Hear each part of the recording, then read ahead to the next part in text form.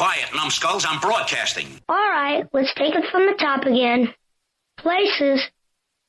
Action. Well, let's see. We have on the bags, we have who's on first, what's on second, I don't know is on third. That's what I want to find out. I say who's on first, what's on second, I don't know is on third. Are you the manager? Yes. You going to be the coach, too? Yes. And you know the fellow's name? Well, I should. Well, then who's on first? Yes. I mean the fellow's name. Who? The guy on first. Who? The first baseman. Who? The guy playing first. Who is on first? I'm asking you who's on first. That's the man's name. That's whose name? Yes. Well, go ahead and tell me. That's it. That's who? Yes. Join us for another voyage back in time on Classic Radio Rewind.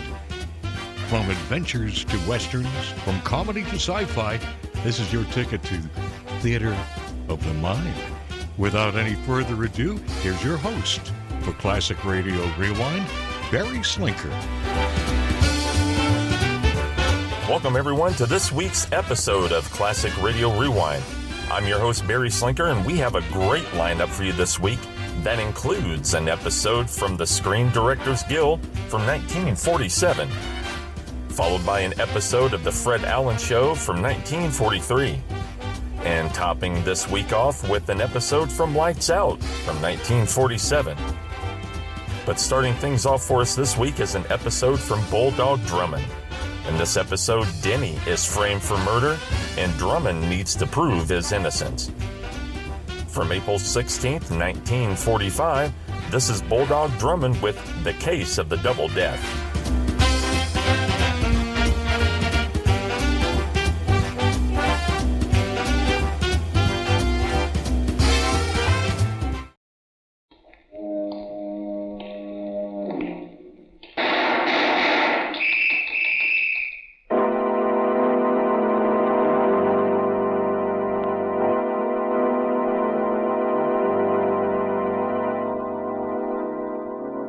Out of the fog, out of the night, and into his American adventures comes Bulldog Drummond.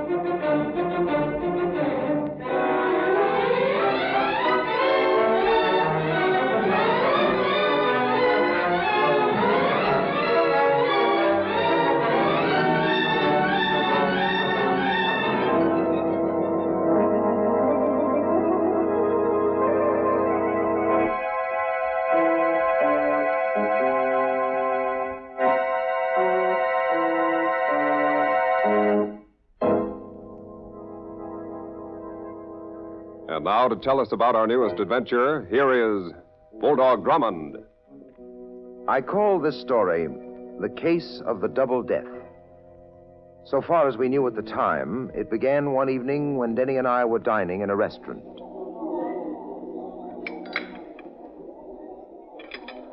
Well, Denny, have you finished?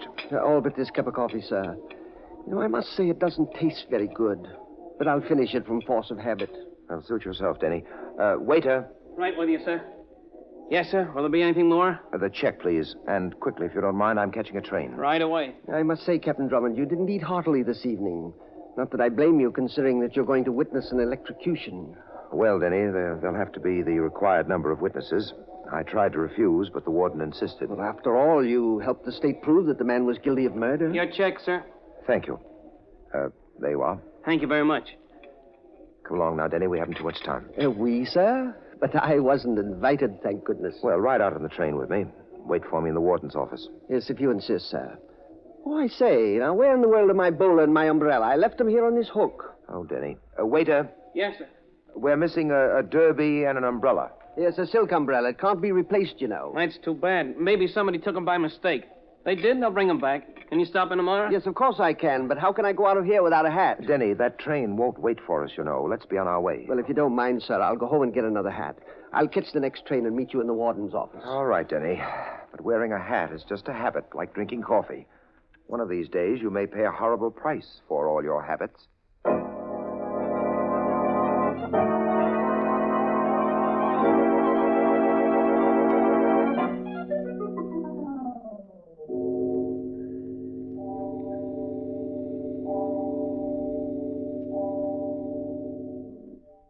Please, sir, I'm sorry I'm so late. Denny, I've been waiting 3 hours here in the warden's office. You might at least have telephoned me. Where were you? Well, I really don't know, sir. That is, I've been asleep. What? I fell asleep on the subway going home and slept to the end of the line. Well, where's your hat? Well, I never reached home. When I woke up and saw what time it was, I caught the last train out here. I just made it. You must have slept for some time.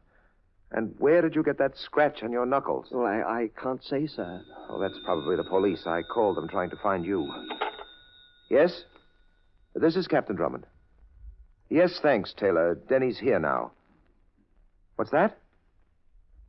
Well, yes, certainly.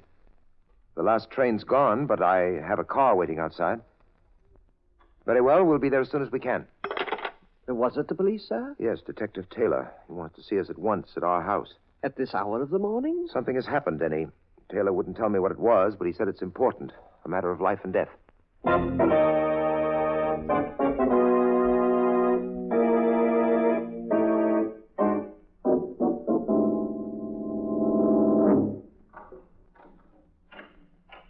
Well, Drummond, it's about time you two got here. Come on in. Thank you, Taylor, for the invitation to enter our own house. Come in, Denny. Yes, sir. Frisk him, Tony. Well, I must say I resent this. You know, we All right, find Denny, our... Denny, never mind. Yes, sir. You won't find anything, Tony. Neither Denny nor I are armed tonight. Taylor, do you mind telling us the reason for this reception? It's a pleasure, Drummond. Tony, show Denny that derby. Recognize it, Denny? Why, that's my bowler. And you've got my umbrella, too. My word, I didn't even report losing them, and here you police chaps have brought them back. Yes. We found the umbrella in the back of the hall coat closet out there. Never mind where we found the hat. How about this knife? Did you ever see it before? Why, not to my knowledge, but really I'm a most obliging sort. If you'd tell me what you want to know... Okay, Tony. Denny says he's obliging, so I guess he'll oblige us with his fingerprints. Why, certainly. Which hand? The right. Just roll your fingers on that ink pad and then put them on the paper. No smudges now. You know how to make good, clean prints. Why, of course I do. There. How's that? I'll tell you in a minute. Oh, Tony, give me the photo of the prints the boys took off the knife handle. Thanks. Taylor, I don't know what you're trying to prove, but will you tell us if you think the prints are the same? Yes, Drummond. I'll tell you. And I know. They're identical. Why, they can't be. I never saw that knife before. It's a weird-looking thing anyway. Imagine a short German silver handle and an 8-inch steel blade. Talk if you want to, Denny, but I'm warning you, you're under arrest. You're arresting Denny? On what charge? The charge, Drummond, is murder.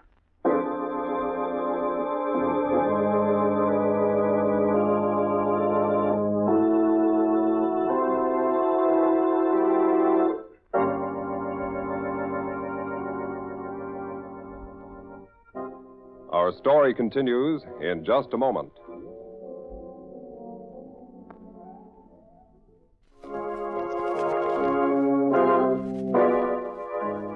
And now, back to Bulldog Drummond and the story he calls The Case of the Double Death. Denny has been arrested on suspicion of murder due to a derby hat, an umbrella, and a strange knife whose handle bears his fingerprints. In Drummond's house, Detective Taylor is ready to take Denny to police headquarters. All right, Denny. Come along now and take it easy. Now, just a moment, Taylor. If you don't mind, I'd like to know the details of this ridiculous situation. Well, seeing it's you, Drummond, I'll tell you. A man was murdered on the street, not far away, knifed. This derby was found alongside of him. But that's my hat. Sure, Denny, we found that out. We woke up the dealer who sold it to you. He knew the initials inside. Said you're an old customer. Why, I've bought my hats there for years. We also found a small bit of umbrella silk in the body's hand. Must have been torn off during a struggle. And I found this umbrella minus the missing piece in your coat closet. But I lost that hat and umbrella this evening. Drummond, can you tell us where Denny was between the hours of 9 and midnight? I'm very sorry, I can't. Of course you can't, sir. I was alone in the subway during those hours, sleeping. That's pretty thin. Got any witnesses? Well, none that I know of. Look, Taylor, may I examine the body? Yeah, sure you can. Tony, I'll take Drummond to see the body. You take Denny to see his cell.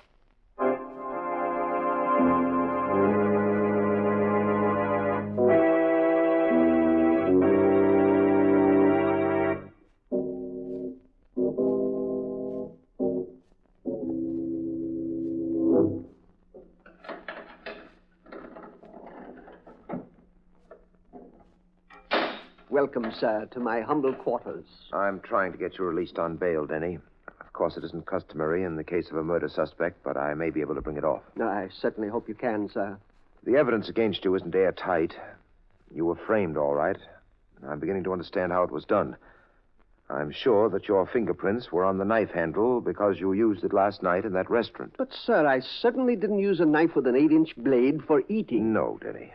But you remarked yourself that the murder knife had a short German silver handle. And the handle of the knife you used for eating might have been switched to the murder blade. You mean that someone stole my table knife as well as my hat and umbrella? Exactly. Well, I must say, sir, I feel better now. I was beginning to imagine myself in Pee Wee Lito's position. Lito? The murderer whose execution you witnessed last night. Denny, that's a thought. Rather a gruesome one to me, sir. You and I helped send Lito to the chair. And this frame-up might be revenge on the part of the Lito gang. Perhaps they're planning to frame me for murder, too. Yes, Denny, we have plenty to do. And the first thing is to get you out of here.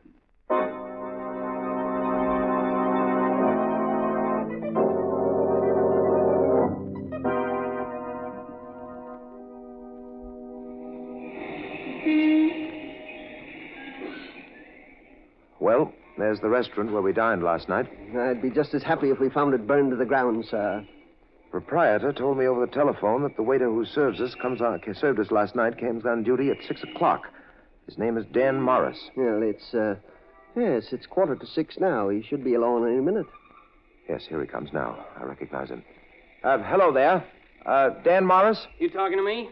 Yes, you waited on us last night in this restaurant. Oh, yeah, I didn't recognize you gents with your hats on. Yes, I don't wonder. We want to talk to you about the missing hat and the umbrella. Sure, if they're returned, you'll get them. Well, they've been returned. We also want to ask you about a knife. Look, mister, I'm late now. Some other time. Huh? If you'd rather talk to the police, we can arrange it. Cops? No. Where do we go? Where do you live? Not far away. Very well, we'll go there. Get in our car.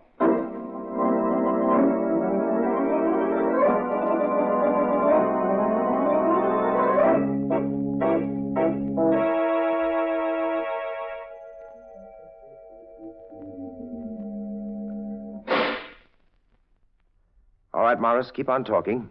You were paid $2,000 to take the knife Denny used in the restaurant and wrap it up in a napkin. Look, I never did anything like this before, but I needed the money. Tell us or the police. What else did you do for the money? Well, I dropped a couple of pills in your friend's coffee. Not poison, just something to make him sleep. Yes, I see. And what did you do with the knife? I put it inside your umbrella and pointed out your hat and umbrella to someone. We're waiting. What was his name? I don't know. I was... Denny, those shots came through the open window. Yes, I know, sir. There's a fire escape outside, but there's no sign of anyone here now. No one is running down. Is he dead, sir? Yes, 2 bullets through his chest. 38 caliber from the sound. Let's get out on the fire escape and go up. We're only 1 story below the roof. Whoever fired those shots must have come this way. Well, I'm sure he didn't go down, sir. I say there's someone going through that door. It leads down into the house. Quick, Denny. Yes, sir. No, too late. Door's bolted on the inside.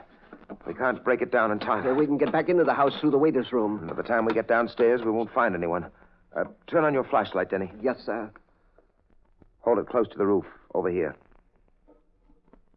Denny, you see this? Why, yes, there are deep impressions in the roof. This coat of tar is new. These impressions are a woman's heel prints. They were made very recently. There's no dust inside them. Woman? Dear me, what a complication. Let's get back down the fire escape. Please, sir, I don't understand this at all. What could a woman have to do with this case? You said she was a complication, Denny. But she might be a simplification. Well, here's the waiter's room. I'll look inside. Oh, dear. The body, sir. It's disappeared.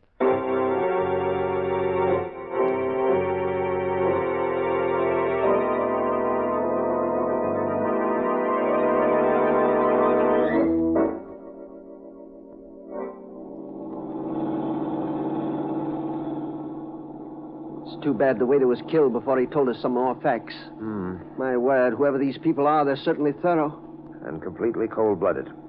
Imagine stabbing some innocent passerby to get a corpse to frame you. And the business about that knife, sir, the murder weapon. It was carefully selected so that the handle of the restaurant knife could be substituted for the original handle. Why, we're home. I wasn't noticing. Well, perhaps in the quiet of our own place, we can come to some sort of conclusion about this case and about your predicament. Yes, I certainly hope so, sir. If you believe the Lido gang is behind this, we should be able to get to them in some way. I think we can be more specific than that, Denny. The prints of a woman's heels on that roof suggest Lido's widow. She was obviously his partner in the former murder, but she was never indicted. I remember her at Lido's trial. She impressed me as a package of evil, if I may say so, sir. This might be her revenge. Yes, I have my key. Turn on the lights, please, Denny. Yes. Yes, sir. Oh, good heavens. Look, sir, in the living room. Yes, I see. The body of Dan Morris, the waiter, in the middle of our floor. Well, how in the world can it be? We just left him in his own room. Well, we stopped for a bite to eat on our way here, and someone worked faster than we did, that's all. You see, Denny, they're trying to frame me now. But what can they prove by moving the body here? The restaurant owner knew that I was determined to meet the waiter. He might have told some member of the Lido gang. Apparently, they're following our movements. Well, sir, what do we do now? Well, the gang's next move will probably be a call to the police by someone posing as a neighbor of ours. He or she will say that shots and screams were heard in our house. Then we're trapped. The police will be here in a short time, and they'll find the body. Not if we move quickly. Now, look, we'll carry the body out the back door. I'll stay with it while you get the car. I know of a much better place for it than here in our living room.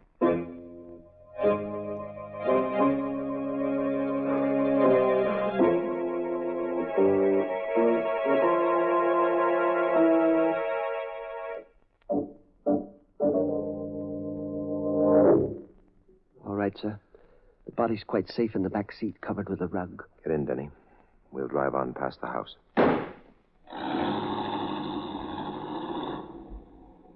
Now, I'll stop here for a moment.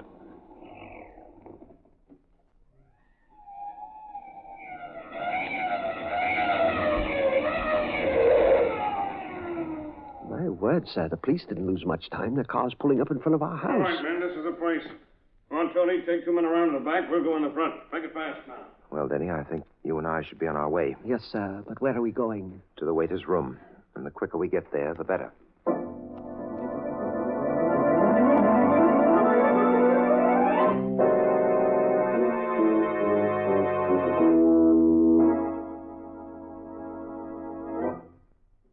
Now then, Denny, we'll just seat him carefully in this overstuffed chair by the window. Yes, sir. There. How's that? Yes, about right. Oh, this is creepy. He actually looks alive. Drag over that table with the telephone on it. Yes, directly.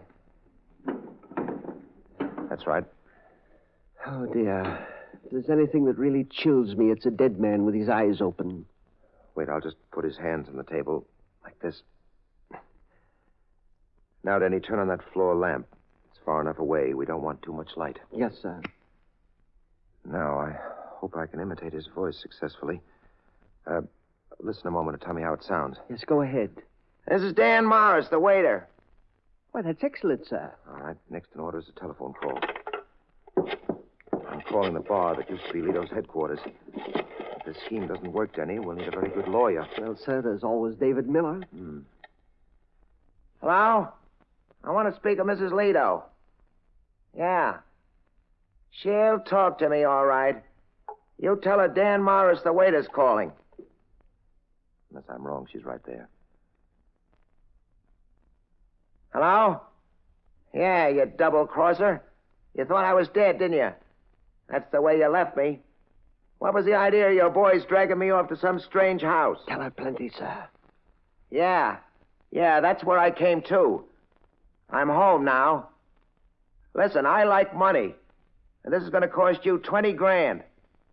That's right, 20,000 bucks. And if I don't get it, I'll go to the cops and tell them plenty. Oh, that's splendid. Okay. We'll start with what you got. $3,000 tonight. And listen, Mrs. Lido, no tricks. Get here in a hurry. How did she sound, sir? Frightened, Denny. She'll be here soon. I hope she really swallowed your story. I'm sure she did. Denny, go up to the roof and open that door that she bolted in our faces. Then we'll be ready for the payoff.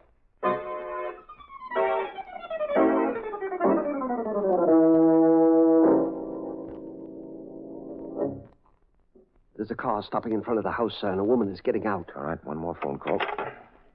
Yeah, the woman's coming into the house. Hello, operator. Connect me with the police. Hurry, please. This is an emergency. 2 men got out of the car, but they're not coming inside. Police headquarters? Someone's been murdered. 592 Hickory Street, top floor. All right, Denny. Climb out in the fire escape. Directly, sir. There's just one more thing to do. Take the telephone receiver off the hook. Leave it in front of our friend on the table. Wait, I'll dial one number to get rid of the dial tone. Come on out, sir. I'm quite comfortable on the fire escape. Dan Morris looks alive in this dim light. Now, you crouch down out of sight, Denny. I'm staying here behind this chair. The door's opening. Come right in, Mrs. Lido. Keep your hands where I can see them. That's better. You can trust me, Dan Morris. Once was enough. You see that phone? The receiver's off the hook. I just called the cops and told them to listen for gunshots. They can't hear us talk, but be careful of any noise. How do I know you can be trusted? I'm no double-crosser. Now, look, Morris, you mustn't mind the boys. They got jittery and let you have it, that's all. You better get some new boys. Boys who know how to shoot. My shoulder's burning up, but I'm alive. And I'm in this for the money, you understand? Sure, it won't happen again. You did all right for us. And now you can do all right for me. The first payment is $3,000 in cash. Just put it on the table there. Sure, okay. Get away from that phone. Too late, smart boy. It's hung up. And this time the slugs go home.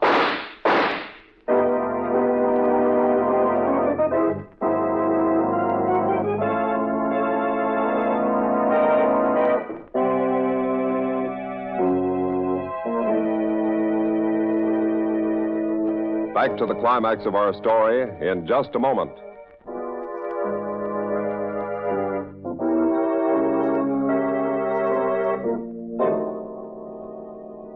And now, back to Bulldog Drummond. When we left them, Denny was crouched on the fire escape outside a window, and Drummond was concealed behind a high-backed chair. Mrs. Lido, widow of a gunman, has just fired 2 shots into the corpse in the chair and rushed from the room. Denny, she's out the door. Please, sir, a police car has just pulled up below answering your call. All right, up to the roof, quick. Do you think she started for the roof, sir? No, she went downstairs. Over to the door, Denny, come on. Here we are, sir. I'll open the door. There she goes, men. That woman with the gun. Get after her. The police saw her on the stairway. She's coming back upstairs now. Get back, Denny. She's coming out here. Hold up, Mrs. Lido. This is the end of the line. Get out of my way. Of course. Ow! My arm. Let go. Let go. You're breaking it. I'll just hold your gun for you. What goes on here? We've got her, Taylor, the murderess. What are you doing here, Drummond? We've been trailing Mrs. Lido. I had an idea that she was the one who framed Denny for murder. Let's go downstairs. Sure. Come along, lady. Take it easy, will you? I'm coming. I'll make it snappy, then. Is this the place, Drummond? Yes. A room occupied by a waiter named Dan Morris. Okay, lady, get inside. Well, you did a nice job on that guy, didn't you? Oh, here's her gun, Taylor. Thanks, Drummond. Let's see. 4 exploded shells. And it looks like 4 holes in the corpse. You don't miss, do you, lady? I'm not talking. Suit yourself. Tony, call the wagon for those 2 guys we picked up out in front. Run them down to headquarters. I'll bring the lady down in my car. Oh, Drummond, will you stay here with the body until I get back with the homicide crew? Yes, of course, Taylor. Denny and I are glad to help you. All right, lady, let's go. And don't try any stunts like falling downstairs. Please, sir, I'm out on bail, you know, and here I am tangled up in another murder case. Well, Denny, now that Mrs. Lido and 2 of her gunmen are in custody, we'll be able to prove to the police that you were the victim of a frame-up. Yes, sir. Of course, Denny, it's our secret that this man was already dead when Mrs. Lido killed him the second time. Yes, naturally. I beg your pardon, sir, but how did 4 exploded shells get into Mrs. Lido's gun? She only fired 2 shots into the corpse. I had to account for the 2 previous bullet holes in the body. I was sure they were .38 caliber. So when Mrs. Lido fired her 2 shots, I also fired 2 out the window from my own .38. They were perfectly synchronized with hers. I only heard the 2 shots. On my way to the roof, I removed the exploded shells from my gun, and when I took Mrs. Lido's gun from her, I found she'd reloaded her gun since the actual killing. So I substituted my 2 empty shells for the 2 live ones. So there were 4 empty shells in her gun to correspond with the 4 bullets in the corpse. Please, sir, did you know what was going to happen? Yes, Denny. I trapped her into killing the same man twice. One way to fight a frame-up is with a counter frame-up.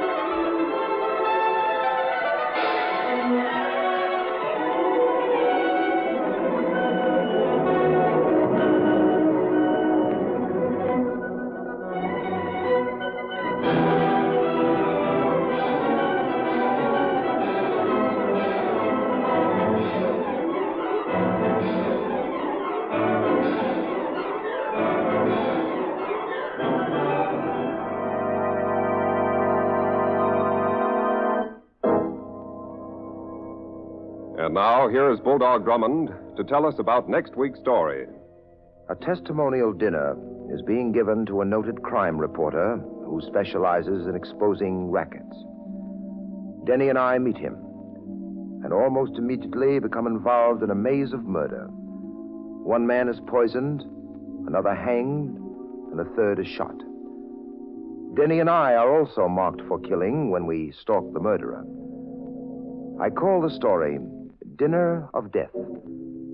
Be sure to listen, won't you?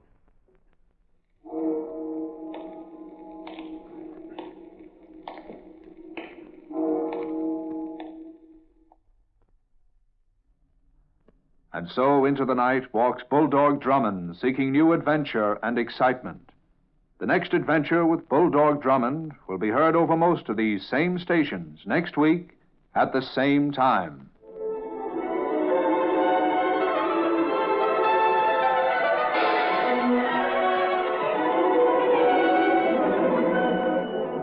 This is the Mutual Broadcasting System.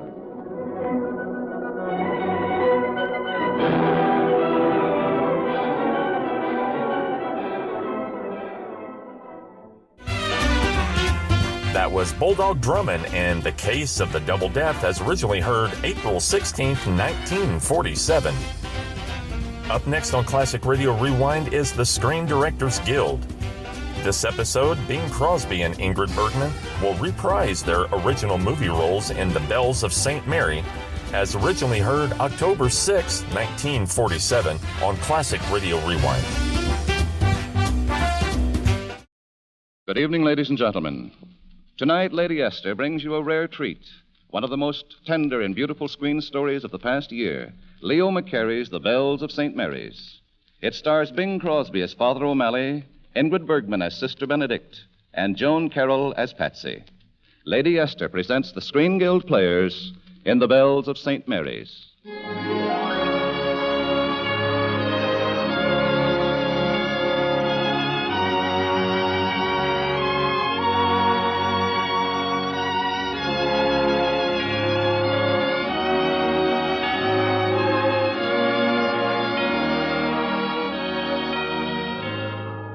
Bells of St. Mary's. Just a school song, you might say, and yet for some, it was a hymn, a litany, a dedication.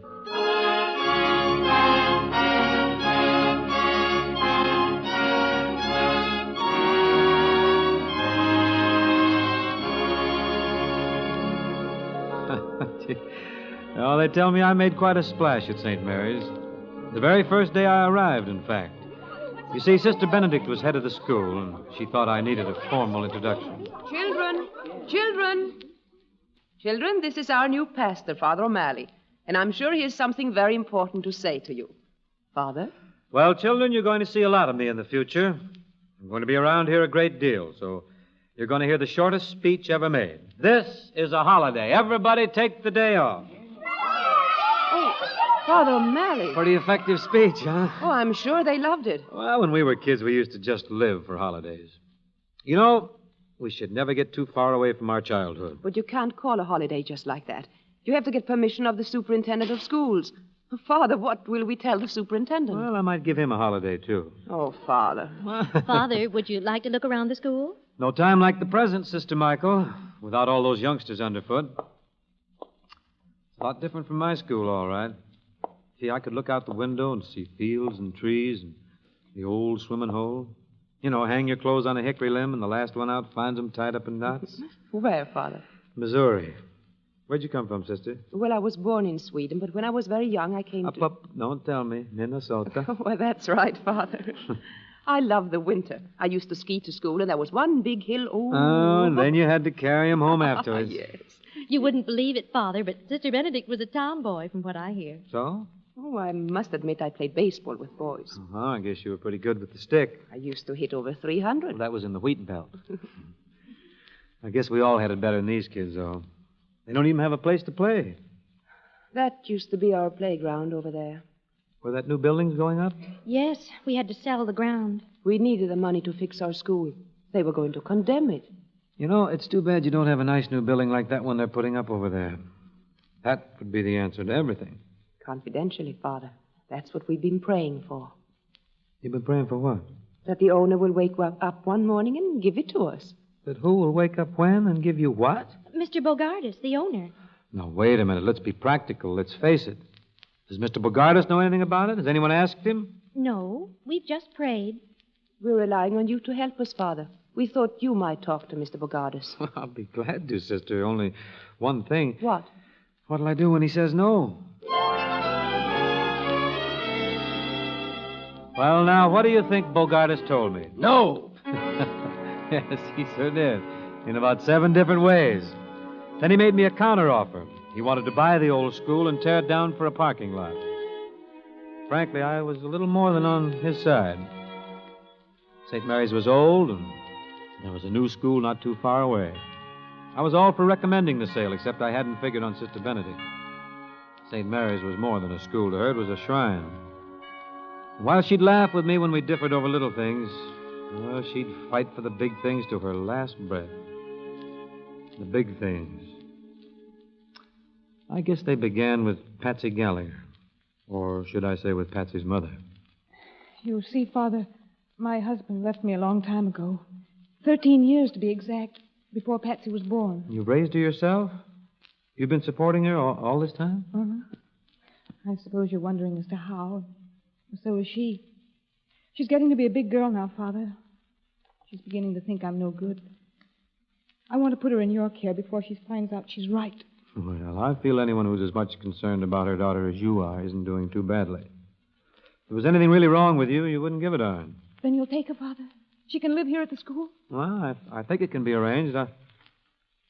I'll make a deal with you. Yes? I'll take care of Patsy, and you take care of yourself.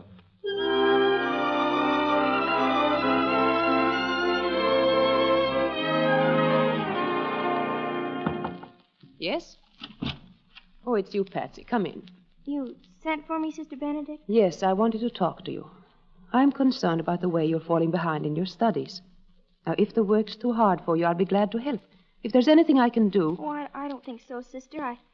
I guess I'm just sort of a featherhead. Don't you like school? Is it something else? Oh, you're holding back on me, Patsy. What's troubling you? Nothing, Sister. If you only would work a little harder, you would get good marks. And we can send your mother a good report card. Oh, you want your mother to be proud of you, don't you? Well, if you won't even talk to me. All right, Patsy, you may go. Thank you, Sister. Hi, Pat. Father? How's she doing, sister? I'm afraid not very well. No? Oh, I'm sorry to hear that. Father, when we accepted this child, it was on your recommendation. We know very little about her parents. What kind of a home life did she have? Oh, you know, the usual. You said you met her mother. Yes, I met her. Do you know Mrs. Gallagher well? Yes. Yeah, you might say I know her quite well. And her father, did you meet him? No, but heard about him. Are they separated? Yeah. Oh. Well, is there anything else that I should know? Anything that would help? Well, no, that's all that I... Care to tell? Yes, that's all. Did anyone ever tell you that you have a dishonest face? For a priest, I mean.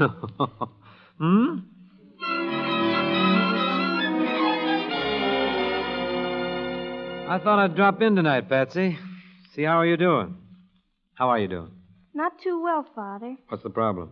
It's an essay, Father. The 5 senses. The 5 senses. Ah, it's an interesting subject. What have you discovered about them? Nothing. See what I mean? Well, what are the 5 senses, Patsy? Well, to see, to hear, to taste, to smell, and to feel. That's right. Who's the essay for? Sister Benedict. Sister Benedict. Oh, well, then we'll have to take dead aim on this. See if we can get you an A, Now, let's see. Man is endowed with certain powers which we call the 5 senses. Now, if he has common sense, he'll get great happiness out of life by using these powers within right reason. For instance, you're happy you came to St. Mary's, aren't you? Oh, yes, Father. That's what I mean. To be glad you're alive. To be grateful because people are kind to you, and to be able to see some of nature's great wonders, the budding of the flowers in spring, the changing of leaves in the autumn. To be able to appreciate beautiful music. To be conscious of the beauty of tasting and feeling and hearing the things that are good for you. To be aware of why you're here. Oh, I could go on and on and on. Well, why don't you, Father? Well, let me see. Isn't that a piano? Uh-huh. Well, aren't these hands meant to play it? Uh-huh. Then I think I will. What, Father? Go on and on and on. Every time you're near a rose, aren't you glad you've got a nose? And if the dawn is fresh with dew, aren't you glad you're you? When a meadow lark appears, aren't you glad you've got 2 ears? And if your heart is singing too, aren't you glad you're you? You can see a summer sky, or touch a friendly hand, or taste an apple pie. Pardon the grammar, but ain't life grand? And when you wake up each morn, aren't you glad that you were born? Think what you've got the whole day through. Aren't you glad you're you? Well, Patsy, I'll leave you with those few little thoughts. What do you make of them? Well, Father, if you can't appreciate your 5 senses, then your life isn't worth 5 cents. That's good. Great. Well, I hope you do all right tomorrow. Thank you, Father. I feel much better. You know something? I feel pretty good myself.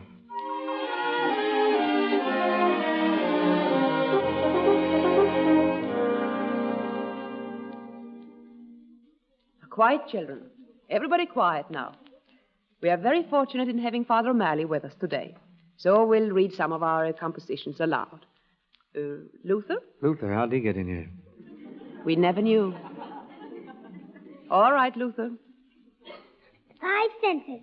I like the taste of ice cream cones, especially strawberries. I like to listen to the Lone Ranger on Kyle Silver. I like to smell hot dogs at the ballpark.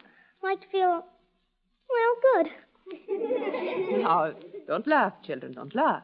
Luther means he wants to be a good boy. He wants to feel good inside. Don't you, Luther? No, sister. What I meant to feel good is like when the bell rings at 3 o'clock, or when it's Easter vacation, better still. That's what I meant to feel good. Well, after all, Father, it has both honesty and imagination. Thank you, Luther. Now, you, Patsy. The 6 senses. The subject I gave you was the 5 senses. Well, I chose for my subject 6 senses. Well, go on, Patsy, go on. The 6 senses: to see, to hear, to taste, to smell, to feel, and to be. And the most important is the last. The 6th sense is to be able to enjoy the other 5 senses properly. To be. That's what really matters. It's like a world inside us, and it's up to us what we make of it, through common sense. Common sense is an internal sense whose function it is to differentiate between the various reports of the senses or to reduce these reports to the unity of a common perception.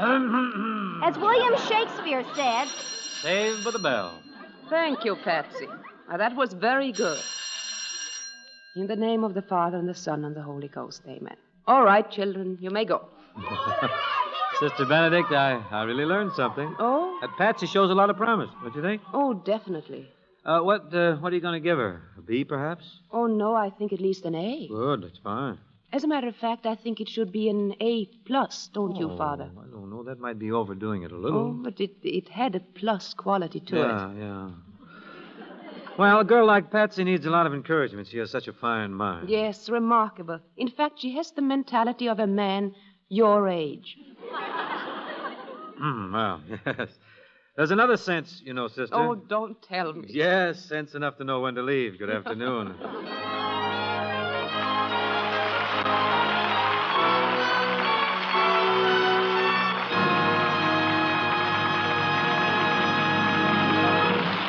The second act of the Lady Esther Screen Guild play will follow in a moment. Now, a word from Lady Esther. I want to ask you a very important question, and here it is. What part of your body has the finest, most delicate skin? The chances are you would answer incorrectly because the correct answer is your face. A skin specialist will tell you that the skin of your face is more finely textured than any other part of your body. That's why it begins to look old faster. Now, rubbing the skin of your face may break down the underskin structure, stretch the skin, start tiny lines that turn to wrinkles and make you look older. So it's only intelligent to use a cream that requires no rubbing. Lady Esther Four-Purpose Face Cream. It's so soft, it practically dissolves as it touches your skin. You just smooth it on, gently wipe it off, and that's all. Yet without rubbing, a single application of Lady Esther Four-Purpose Face Cream thoroughly cleans your skin, softens your skin, helps nature refine the pores, and it leaves a perfect base for your powder. The reason Lady Esther Face Cream does these 4 essential things to help make your skin look younger is this. It contains one of the most beautifying ingredients known to modern science. This helps keep your skin soft and pliable, helps end dryness that causes little lines and wrinkles. Try this interesting experience with Lady Esther Four-Purpose Face Cream. You won't have to wait 30 days or even 30 minutes for results. You will see and feel the difference at once.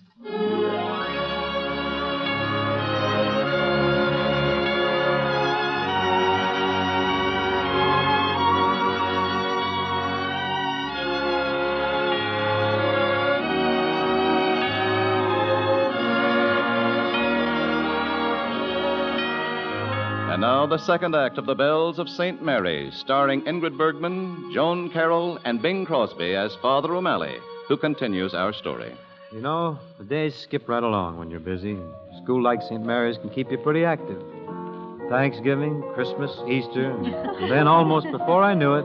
Oh, it's beautiful. I love that song. Yes, it's so fresh and gay. Sister Benedict should play it more often. Maybe spring should come twice a year. How's that? Oh, Father O'Malley. Well, don't let me slow you up. Don't stop. Tell me, do you know Birmingham Bertha? Oh, Father. Don't dig it. How about the school song, then? Oh, yes. Sister Benedict has a new version of it, with effects and everything. She's a bit proud of it. Oh, then sing that. Won't you sing the melody, Father? Sister, you talk me into it.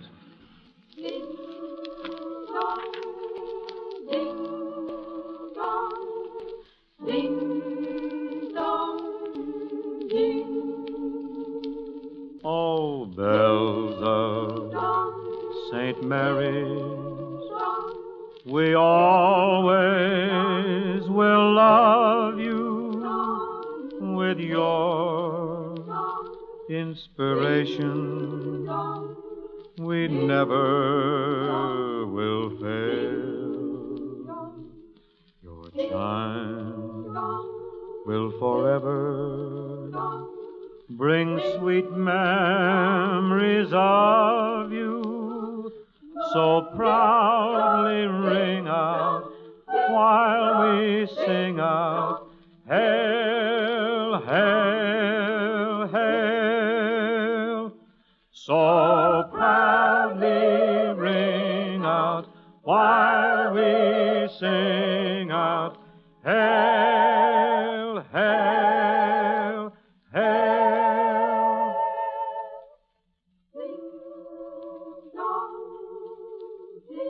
Oh, won't you ring them bells? I haven't had a chance to do that in years. Yes, sir, couldn't blow that. Oh, yes, but it wasn't all laughs and music.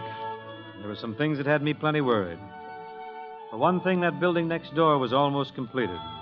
Sister Benedict and the others went on praying serenely, confident that it was being finished for them. Of course, no one had bothered to ask Mr. Bogardus. And I shuddered to think what would happen when they did. That was one thing. And the other? Come in. Oh, hello, Father. Oh, don't get up. I'm just the pastor here. Well, you're grading the final exams, I see. Yes, Father. I ran into some of the girls out in the hall. You did? Yes, they were dying of curiosity. I was supposed to come in, and without your knowing it, of course, find out how they did. I presume you opened your heart and passed them all? All but one, Father. This one. Patsy? Oh, no. I am sorry, Father. Well, this is only one subject. Well, the others are even worse. Her average is below 60. Well, she got the date right, and she spelled her name right. Couldn't you give her something for that? Add it up again, huh? Pass her, maybe? Don't you think the honor of the school means anything? Well, what about Patsy? She's just beginning to believe in herself. A blow like this, the child may never get over it. Father, believe me, my heart aches for Patsy. And I've done everything possible to help her, but I must uphold our standards. If you order me to pass her, I shall do so. But her mark remains the same. Sister, you and I have had our little differences of opinion, but they haven't been important. This is. This is serious. I'm not going to order you to do anything. It's up to you, but... But she failed.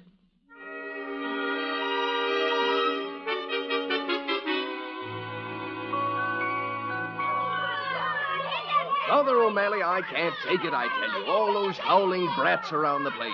The building's almost done. We'll be opening up pretty soon. How am I going to work with all that noise? How do I? Oh, now look here, Father. This is no joke. I'm a sick man. I've got a pretty bad heart. I wonder why. What do you mean, why? Believe me, Mr. Bogardus, that's not just the pastor talking. I've got science on my side. Yes, sir. Scientists say that there's nothing ever wasted in this world. And I was just wondering if that bum tickler of yours might have some purpose. Father O'Malley, you'd better come quickly. What's happened? Sister Benedict had a fainting spell in the chapel. She's quite ill. I'll come right along. Excuse me, Father. Is that included? What? That sister, I mean. She spends her whole life helping others, and now she's sick. You think that's got a purpose, too? Who knows?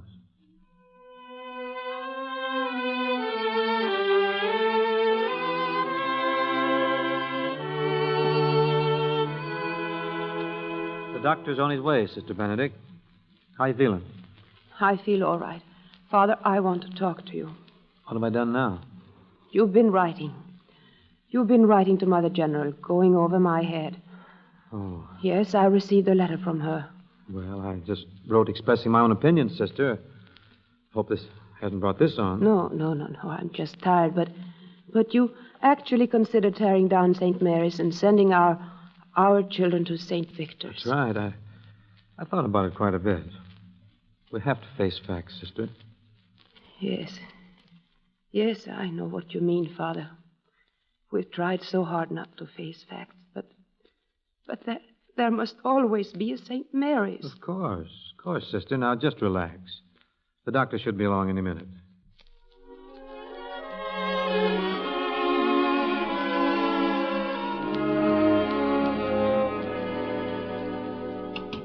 Doctor? Yes, Father? How is she? Well, she's running a little temperature. I understand she's had these attacks before. So Sister Michael tells me. I hope it's not serious. She's such a remarkable woman. She certainly is. Didn't even want to talk about herself. Just about that new building next door and Mr. Bogardus. Yeah, she's done a heap of praying for both. Well, prayer's a wonderful thing, Father. But if Bogardus ever gives her that building, I'll... Up now. Nothing spectacular, Doctor. Well, I hate to see her disillusioned. By the way, Father, how did you happen to call me in? Oh, I've heard Bogardus talk about you. He talks quite a lot about you. He talks quite a lot to me. Calls me a dozen times a day. His heart's pretty bad, isn't it? Yes, it is. What are you giving him for? Pills? Why? Have you got a better prescription? Well, I knew a fellow once had a very bad heart. In fact, they only gave him 6 months to live. You know, he spent that 6 months doing so much good that he lived to be 90. Is that so? Mm-hmm. Yep. You mean doing good for others is good for a bad heart? Well, you spend your whole life doing for others, don't you, Doctor? Why, yes. How's your heart? Fine. Here you are. Father, are you tampering with the laws of medicine? Well, we have a good deal in common, Doctor. We're both interested in a good heart. And you're suggesting, perhaps, that I change my prescription? You're the doctor.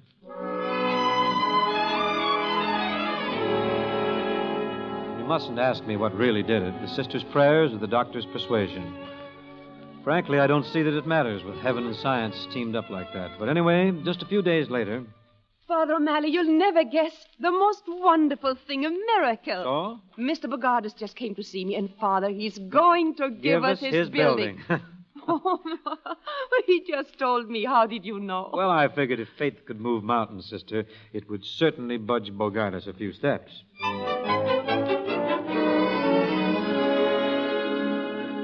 Everyone's so happy around here, Father. I hate to be the bearer of bad news. Bad news, Doctor? Sister Benedict, can she be sent away for a while, transferred to some easier job? What is it, Doctor? TB. A very early stage, and we're lucky to catch it. Does she know about it? Well, normally I'd tell her, but it's such a light case, I don't want to worry her. Oh, but she'll have to know about it. We can't just send her away. Don't you people more or less go where you're told without question? Yeah, we're supposed to have the stamina to take it. She has plenty of that. But you don't quite understand, Doctor. You see, Sister and I haven't always agreed on how to run a school.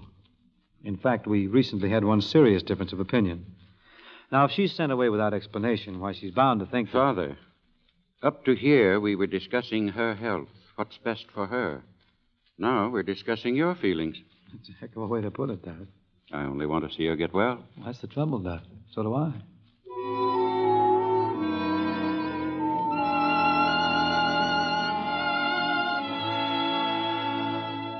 Oh, it's perfect, Father. The building can be used as a school with hardly any alteration. as if God himself had been the architect.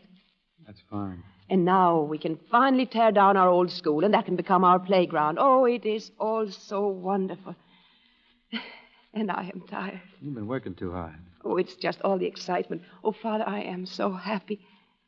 I have only one more wish. One wish? Yes, that we have no more misunderstandings. Serious ones, I mean. Like Patsy, hmm? You still disagree with me, don't you? Father, sometimes we must do things that aren't easy. No matter how much they hurt us, we have to do what we believe is right. I have something to tell you, Sister, that isn't going to be easy. What is that, Father? Well, you'll be notified shortly that Sister Michael will be in charge here next year. Oh. Well, she'll be so happy.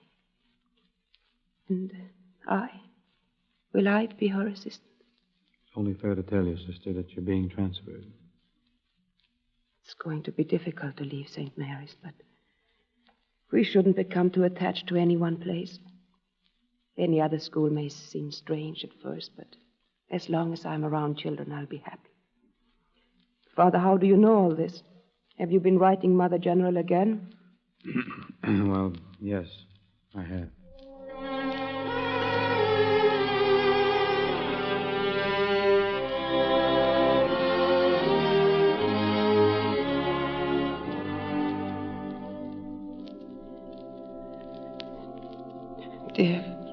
Dear God, help me.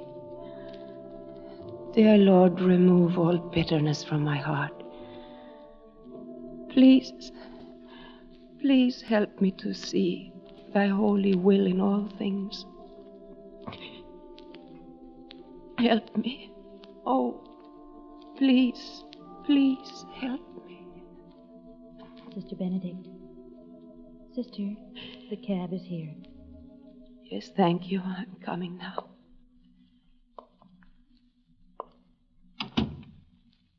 Goodbye, Sister Benedict. Goodbye, Sister. Sister Benedict, we know your heart will be here, and we'll always remember you in our prayers. Thank you. Goodbye, Father. Goodbye, sisters. Sister Benedict, wait. Yes, Father. Sister, I can't let you go like this. When the doctor said you were perfect, he was right, but that's what you are, but he didn't mean physically. But... Because, Sister, you have a touch of tuberculosis. Then Then that's why I... Oh, the doctor. Well, he felt we shouldn't worry about it, but, well... Thank you, Father. Thank you very much. You've made me so happy. I'll get well quickly now. Oh, of course you will, sister. Of course I will. And remember, if you ever need anything, no matter where it is or where you happen to be, just dial O for O'Malley.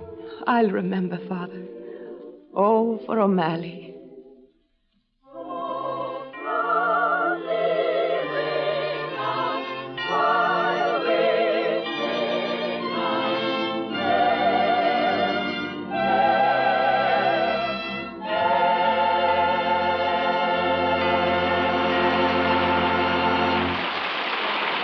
Ingrid Bergman for appearing with the Lady Esther Screen Guild players. I'm sure the pleasure has not all been ours. It must be a great satisfaction to you to know how much your appearance has contributed to the Motion Picture Relief Fund and his country house. And now, here is a word from one of America's best-known beauty authorities, Lady Esther. If you use a cream which must be rubbed into your skin, please remember this. The skin of your face is the thinnest, finest, most delicately textured skin of your entire body. Rubbing may stretch it, may take the firmness out of it, may even break down the underskin structure and make you look older instead of younger. And so I ask you, why do this to your skin when you don't need to? There is a cream that requires no rubbing. Lady Esther 4-Purpose Face Cream. This famous cream needs no help from your fingers, needs no rubbing in, no massaging, because Lady Esther 4-Purpose Face Cream is so soft, it practically dissolves as it touches your skin. You just smooth it on gently. As it dissolves, it releases one of the most beautifying ingredients known to modern science.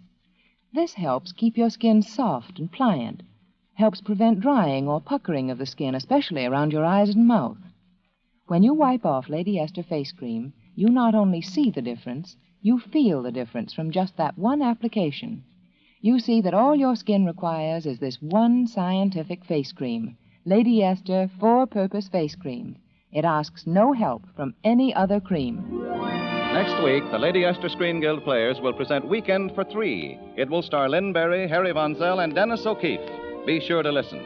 The Bells of St. Mary's was produced and directed by Bill Lawrence and was presented through the courtesy of RKO Radio Pictures, producers of Till the End of Time, starring Dorothy McGuire. The adaptation was by Harry Cronman. Bing Crosby will soon be seen in Paramount's Technicolor production, Blue Skies.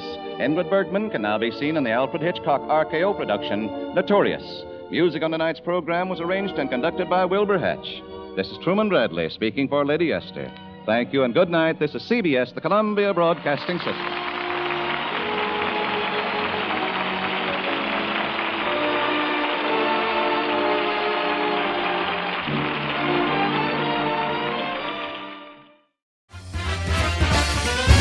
That was The Bells of St. Mary from the Screen Directors Guild, as originally heard October 6, 1947. And with that brings hour number one to a close. There's more coming up in hour number two when we return after these important words. Don't go anywhere.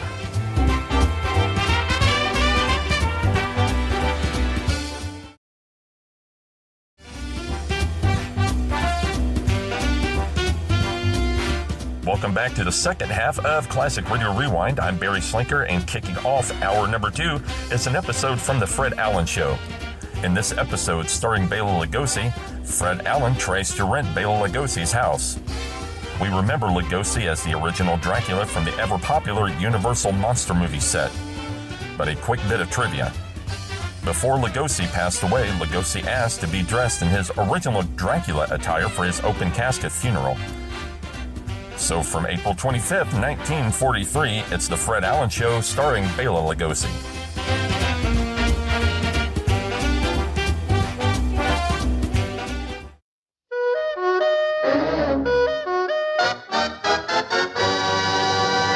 The Texaco Star Theater, a special service rebroadcast of one of America's favorite radio programs for you fighting men of the United Nations. Portland Hoffa, Jimmy Wellington, Al Goodman and his orchestra, and Fred Allen.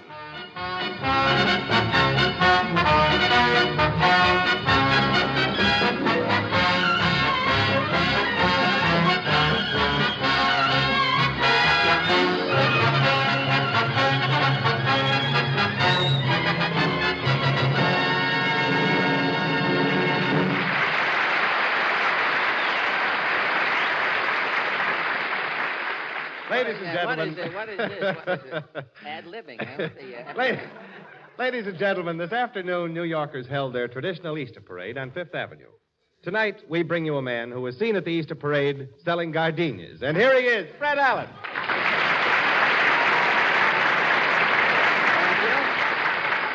Thank you, and good evening, ladies and gentlemen. And Jimmy, I'd just like to tell you, that same joke was the first joke in Jack Benny's program tonight, incidentally. Still but good. I know. Well, from now... No, it isn't. It's not really. It wasn't even good on his program. I don't know. But from now on, fortunately, the program is different from here on in. And, Jimmy, I wouldn't talk about the Easter parade if I were you. I saw you in the parade this afternoon. Oh, brother. Well, I looked pretty snappy, didn't I? Oh, Jimmy, you were as sharp as a Ubangi's pout, Jimmy. You were the only man in the Easter parade wearing a corsage. Oh, that. Well, I had to wear my flower low, Fred. Your flower low, huh? Yes, a button came off my vest, and I had to plug up the buttonhole, you see. You look like something that fell out of a hearse, Jimmy. I hate to say that. Well, you weren't so hot with a pork pie hat and that herringbone Inverness. How far did you march in the parade, Fred? Well, I started at 57th Street, Jimmy, but when I got down to 42nd Street, a man from Esquire stepped out of a doorway and gave me $10 to get back in the house. He knew if I stayed out another hour with that herringbone Inverness with the smelt in the back, he knew that Esquire was through. Mr. Allen! Well, Portland... Portland, you're just in time to help us lay an Easter egg, Portland. Don't forget, colored eggs tonight, everybody. Colored eggs. Tell me, Portland, was your mother in the parade today? Yes, Mama wore a victory gown. What is a victory gown? It's last year's dress with 2 war bonds pinned on it. Last year's dress with 2... Let's go over that again. Did you hear it? I mean, was it... Well, no, let's skip the thing. Well, tell me, did you like the parade this afternoon? It was wonderful. Right in the middle of the parade, 40 mink were marching. 40 live mink marching? Yes. When they came to 50th Street, the mink all stopped and spelled out I.J. Fox. It must have been quite a sight. There were whacks and waves and spars and Lady Marine. Oh, I know that. A lady civilian walked down Fifth Avenue and everybody cheered. It was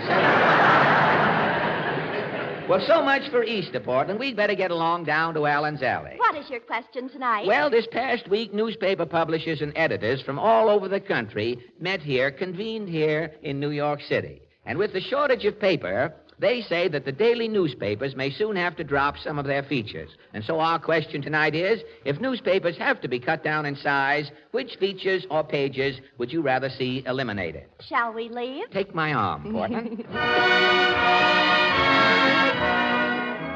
Here we are, back in good old Allen's Alley. John Doe's light is on. Yes, he's probably waiting up for us. I'll knock.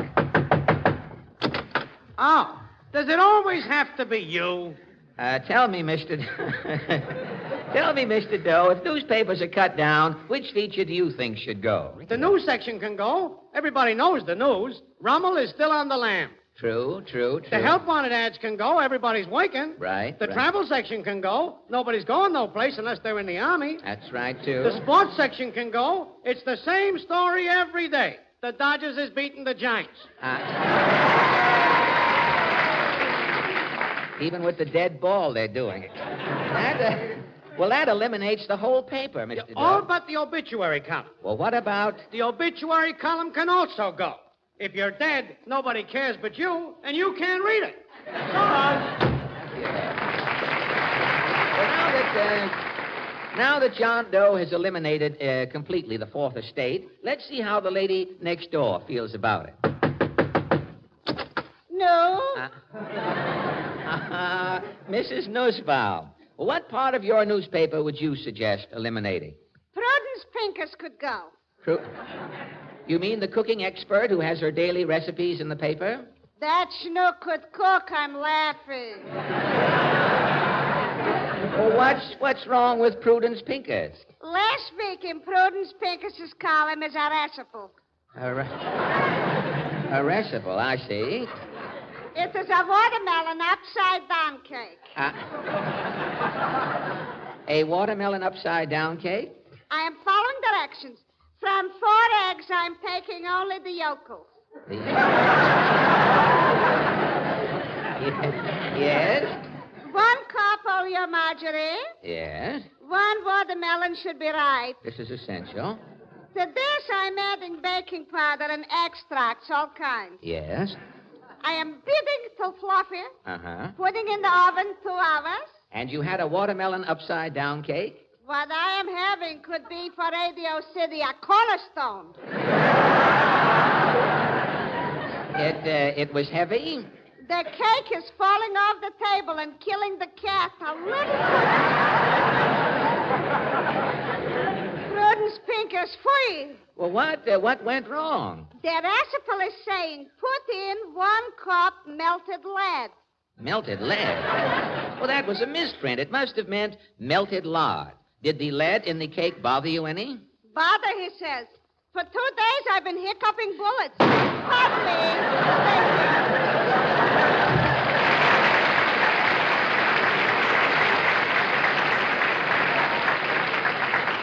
Well, Mrs. Nussbaum has shot off her mouth. Let's see how Mr. Mulligan will react.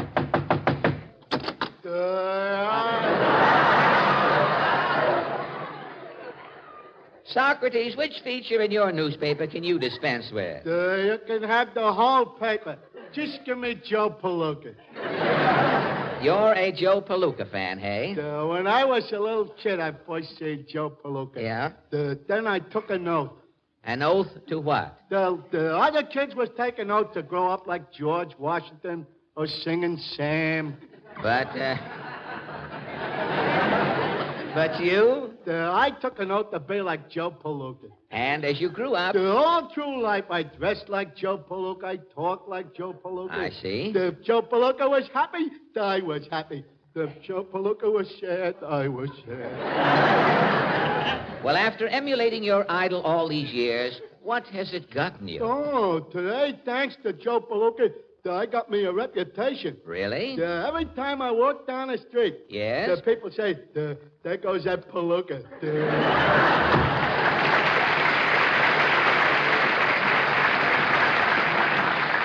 Well, again, we come to the end of the alley. Let's try here. Easter is Easter, Wester is Wester. Falstaff's here to break up your siesta.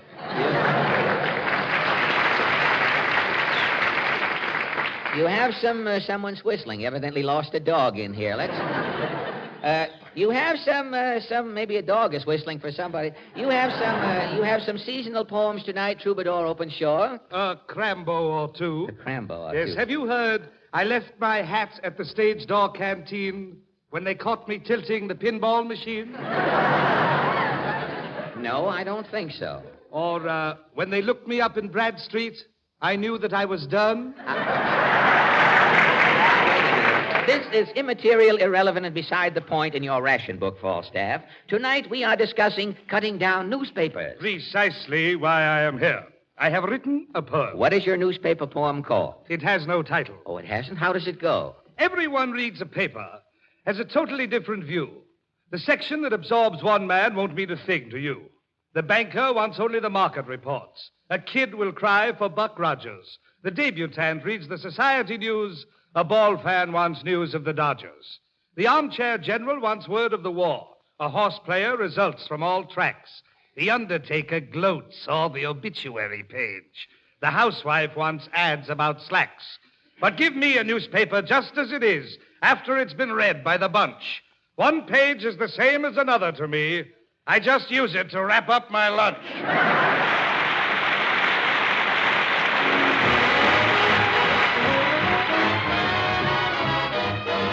Mr. Saturday Dad heard they crowded the floor. Couldn't bear it without you. Don't get around much anymore. Thought I'd visit the club. Got as far as the door. They'd have asked me about you. Don't get around much anymore. Darling, I guess my mind's more at ease. But nevertheless, over, I guess so. What stir up memories? Been invited on days. Mine have gone, but what for? Awfully different without you. Don't get around much anymore. I don't get around much. Ain't doing the town much. Ain't trying to clown much. I couldn't begin to believe we'd ever be through. Oh, darling, my mind is at ease. Why stir up my memories? Been invited on dates. Might have gone, but what for? It's awfully different without you, baby. There's something different about you, baby. Don't get around much anymore.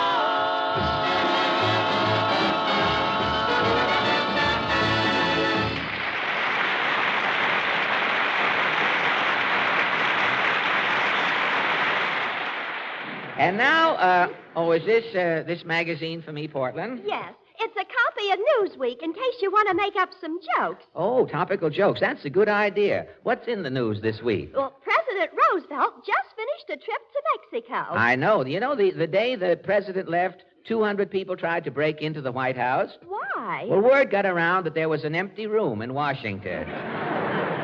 Tell me, what else is in the news? Last Tuesday was Hitler's birthday. Oh, I saw that. The Russians sent Hitler a birthday card. It was a picture of Germany, and on it said, "Many happy returns." Is there any, don't bother with me. Is there any other news? Well, isn't it time for our guest? Well, we haven't any guest tonight, Portland. I haven't had time to look for a guest all week. I've been busy packing up to move. I'm as tired as an air raid warden in Berlin. Have you found... Now, wait a minute. We go 20 minutes without a laugh, and when one's trying to get Have you found a new place to live? Well, I went over to a real estate agent on 6th Avenue. The sign said Analik Brothers Real Estate Ventures. I opened the door. A man in a long alpaca coat who was sitting on a camp stool got up and said... Yes, sir? What's on your mind? Well, my name is Alan. I'm looking for an apartment. Apartments are scarce, brother. I only have a one-room suite. It's $400 a month. $400 for one room? Not the whole room. There are 3 other families living in the room. But they're all lovely people. Well, wait a minute. Excuse me, Mr. Anley. Are you back? Yeah, my wife and I have decided to take that one room with the closet. Oh, good. The price? Oh, you said we could have it for $850 a month if we didn't go in the closet. If I catch you in the closet, it's $950 a month. You won't go in the closet? I'll take a note. And before you sign this lease, one more thing. Yeah. Have you any children? Well, Come clean, you! We have a little baby. A baby? And you want an apartment? You dirty rat. Take that. Oh, Hand that. Hand that. The knife of that guy. Trying to rent an apartment with a baby. I'm so mad I could spit. Tweet. Oh, now, wait a minute. What about my apartment, Mr. Analik? Well, we're having some fire escapes upholstered. But they won't be ready till the paint dries. Oh, wait a minute. A guy come in a minute ago. He wants to rent his house. Come over here, Bud. Mr. Allen, meet Bela Lugosi.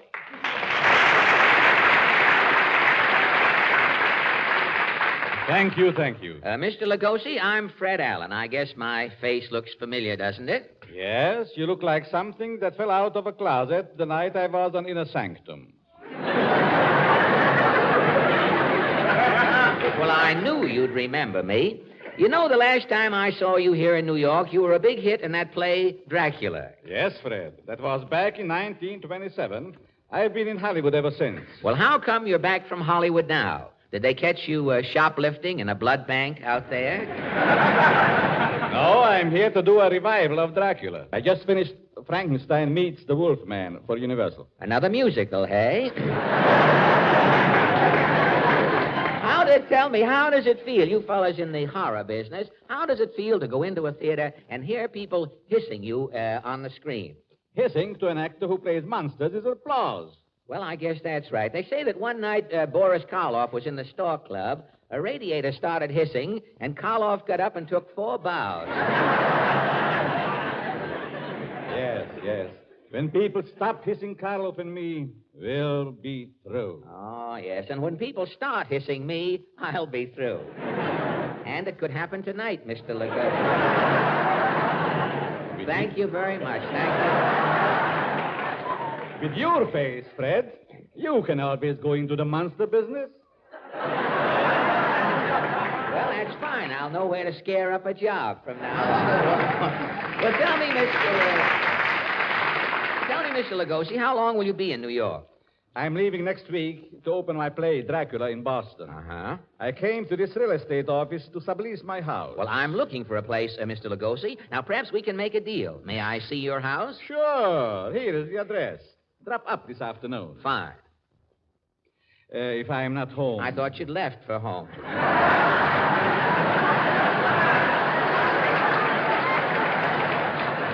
So anyhow, if I am not home, go in and look around, Fred. Here's the key. I'll see you later. So long. Well, after Mr. Lugosi...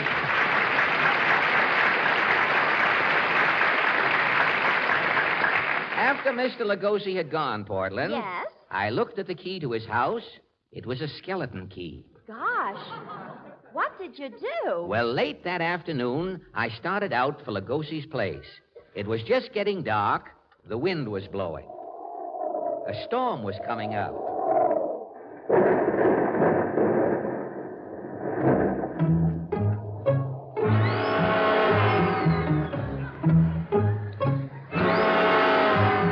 After walking about an hour, I finally found Lugosi's house. Ooh, it was a dismal-looking joint on a side street. I walked up the rickety steps, and as I started to put the key in the lock, the front door opened slowly. I walked in, and the door creaked closed. And then a woman's voice said, How do you do? Well, how do you do, Mrs. Lugosi? I'm not Mrs. Lugosi. No? Who are you? I'm the sister of Frankenstein. Come in, brother. I just came to see about renting this house. This house is evil. Go while you still have time. But Mr. Lugosi... Mr. Lugosi is a fiend. Go, I tell you, go while you still have time. Hey, she'd better lay off the Benzedrine that way. Gosh, it's gloomy in here. What's this? Gad, a human head rolling down the hall. What's up, chum? Who's that? Who's talking? It's me, down here, the head. Who are you, Head? I used to be a friend of Lugosi's. What became of your body? I had a corn on one foot. Lugosi told me he was a chiropodist. Yes? He started cutting off my corn. I fell asleep. Yes? I could feel Lugosi cutting. Yes? When I woke up, my corn was gone, Lugosi was gone, I was gone. You were gone? All but my head. Gad, Lugosi must be mad. Lugosi's mad. How do you think I feel? I know. Well, chum, I gotta get along. Stop me rolling, will you? In what direction? Which way is we the people? It's over this way. I'll give you a head start. Here we go. Gad, this place is spooky. Who are you? I am a lady ghost. I'm releasing a man ghost for essential haunting. Whose ghost are you? I'm the ghost of Joe Besser. Joe Besser? Yes, I came here to spook for Joe.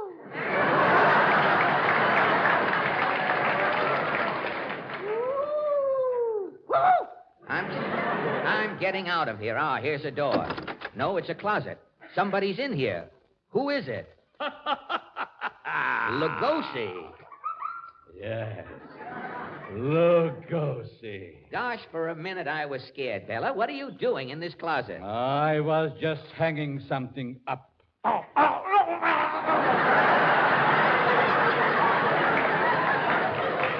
see what you mean.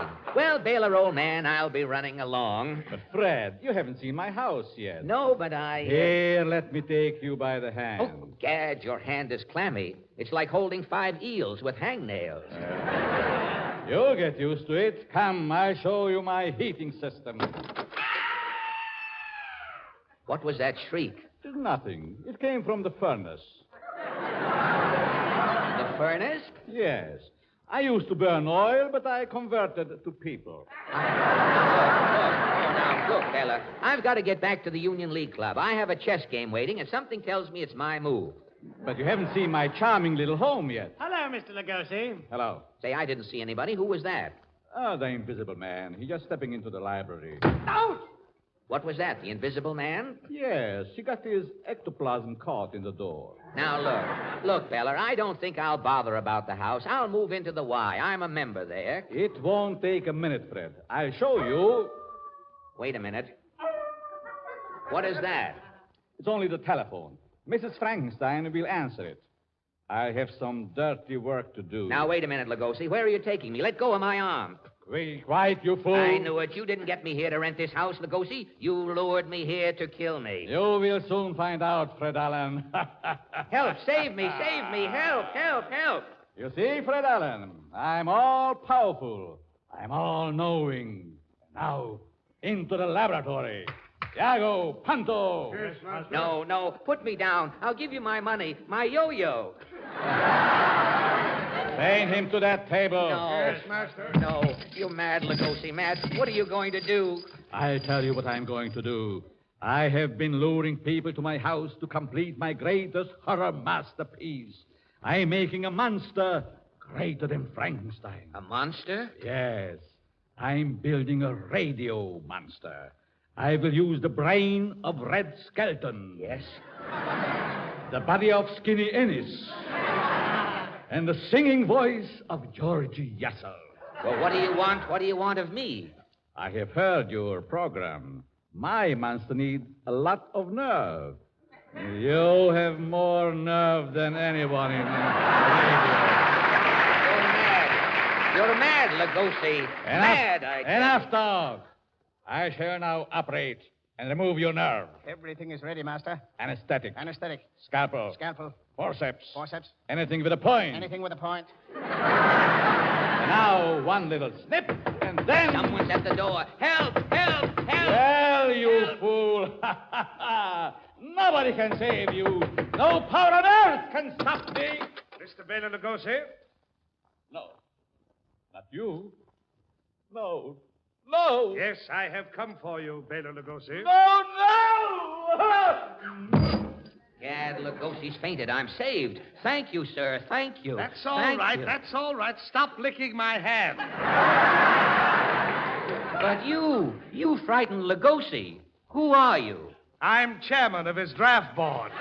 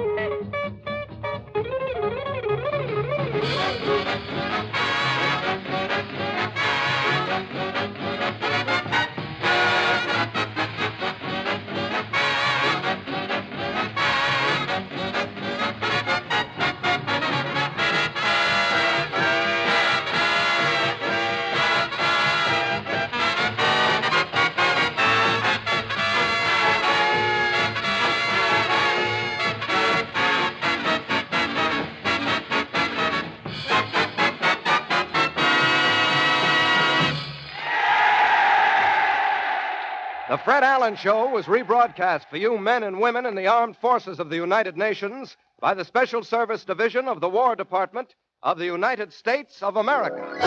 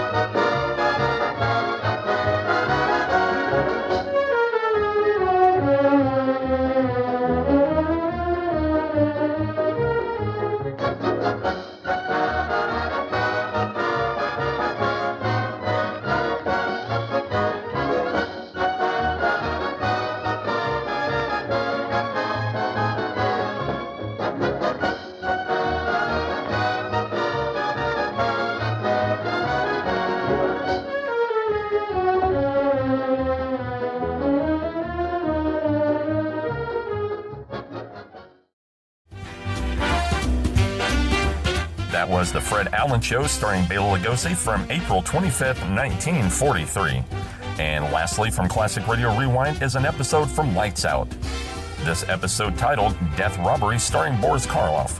A scientist brings back his wife from the dead with gruesome results. Just a heads up, nothing wrong with your audio player, but the opening words of the program, Lights Out, are off mic. You don't hear it, but it's very faint.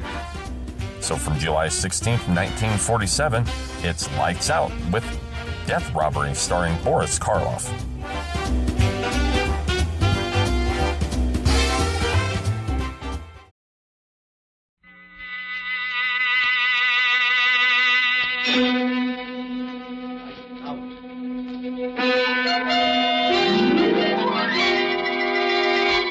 It clicks. It clicks. It clicks. What clicks? The Eversharp Schick Injector Razor, made by Eversharp, manufacturers of Eversharp Schick Injector Razors and Blades, and famous Eversharp Precision Writing Instruments. Hideous things come out of the darkness to prowl the tortured earth. Evil hands stretch forth to seize. Evil eyes are watching. Unholy voices whisper and quarrel in the fearful silence. Death stalks. Loathsome, horrible death. Dare you put out your lights and listen to Boris Karloff in the story of horror in the deepening darkness? Dare you listen to Lights Out?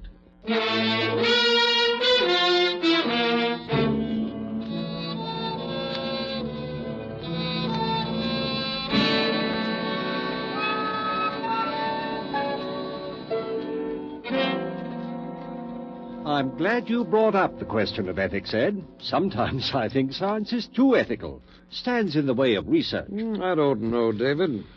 Take your work, for example. It's wonderful, but you have to be very cautious. I think working with monkeys is about as far as you should go right now. Oh, but Ed, David is past that stage. Why not show Ed the one you worked on today, darling? If you'd like to see it, Ed, it's right in the lab. Yes, I would. I saw it last night after you injected the poison. I'll get it, David. Thank you, dear. It's in the second cage. Ruth's a wonderful girl, David. Must be a big help to you in your work. Don't know what I'd do without her. But if she ever gets too interested in pure science, I'm going to lock her out of the lab and just make her go back to being a wife. How do you find time for a wife? Now, look here. All you practicing surgeons think the research man is a machine. Not me, Ed. Ruth means more to me than all the discoveries I might make. Her happiness is all I live and work for. Well, I can't say that I blame you. She's a very charming person. Here he is. Same one you saw last night, Ed. Stone dead. And there he is, just as healthy and alive as any other monkey. Why, it's amazing, David. Naturally, I've followed all the experiments along this line, but you seem to have progressed much farther. David can't go any farther with animals. He's ready for the next step. And he can do it. Well, I'm all for research, David. But you have a moral obligation in this sort of thing.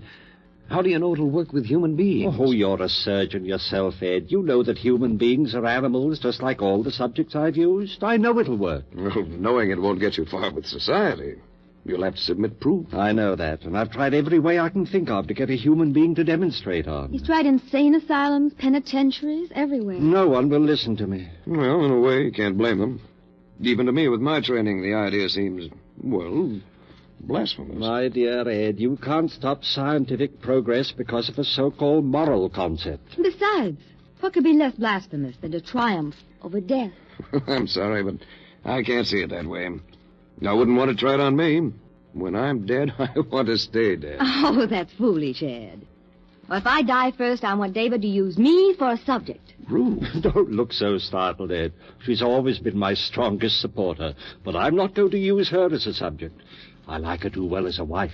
Still, it gives me the shivers to hear you talk that way, Ruth. Why? I've seen David's work grow to where the technique is perfect. Before long, his experiments will be recognized by the whole medical world. And if I can help him achieve that goal, I'm willing to do anything. Living or dead. I mean it.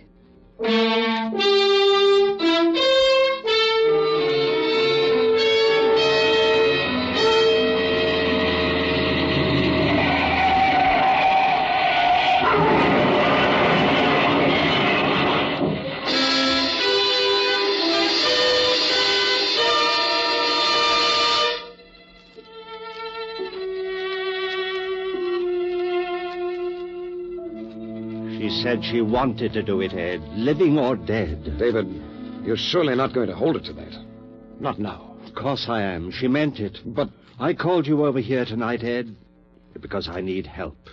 Don't tell me that. That I want you to help me bring to bring her here? That's exactly what I mean. David. Will you help me? Or must I bribe some stranger? David, why don't you give this thing up? It's inhuman. Ed, if I succeed, I'll have Ruth back. Don't you see how much it means? Well, yes, if you're successful. Oh, I've no doubt about that. Look, I've got my laboratory record. 714 times I performed the experiment on guinea pigs, rabbits, monkeys. 714 times it's been successful. Don't you see? But, David, this is no laboratory experiment. Ruth was your wife. She is my wife. The only woman I ever loved. That's why I want to bring her back here and start her breathing and living again. There's an ugly name for what you're asking me to do, David. I know. Grave robbery. But there's a better name for it, Ed. Death robbery.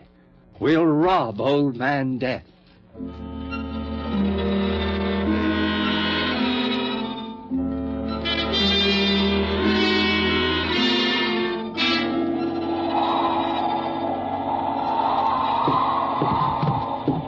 Kick the door shut. On the operating table. I must say you are completely equipped. It's surgery just as well as a lab. Everything we need is here. There. Well, it's done. Not yet. You mean you want me to stay? Ed, listen. Ever since Ruth, well, I guess I've leaned on you for everything. I won't ask you to stay, but I do need you. Just a little longer. All right, David. I'll stay. Ruth will be the first to thank you when we succeed. David, I'll always doubt this until I see Ruth living, breathing, smiling again. It won't be long, just a matter of 15 or 20 minutes. If nothing happens. What will you do if your operation doesn't work? Then you'll have just one more job to do as my friend. And that? Will be to bury both of us. Oh, now look, David. If Ruth isn't alive again within a few minutes, I'll have lost her forever. And I'll have proved that my whole life's work is useless. I'll have reason enough to use any of a dozen tricks that any good surgeon knows.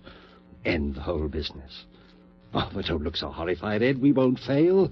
Let's begin. I should remind you once more, David, that you're usurping powers that belong to God Almighty. I like to think that Providence has wisely held back the knowledge of things like this until we knew how to use them, and I know how. Hand me that large beaker. All right. I'm not going to back out on you, David. What shall I do? Do. You'll work as you haven't worked in surgery before. Thank heavens I've got your skill on my side. Now then, first strap the spigometer on her arm. I just happened to think of something. Keep moving. This is all a matter of timing. Yeah, but, David... Here are your instruments. And I want the incision right here where I'm shaving the hair. Make a small incision just at the fontanelle while I prepare the solution. David, have you considered... Please, work fast. But, Dave, what? She was embalmed, you know. Of course I know that. I've something to replace the blood and counteract the fluid. It's ghastly. Finish the cut. I know what I'm doing.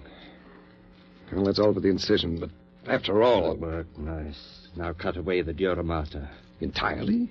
Leave the brain exposed? Yes, I'll fix that. I've done it 700-odd times. This is no guinea pig or monkey. Well, I hardly need reminding. Sorry. What's that? A compound I've synthesized myself. What is it? I call it digamma-paradamine. Oh, I know that isn't chemically correct, but it's as close as I can get to it. I knew that something like it must exist. It took 3 years to track it down. It took me that long to make the first drop of it. Oh, you know what you're doing, all right. Yes, I do.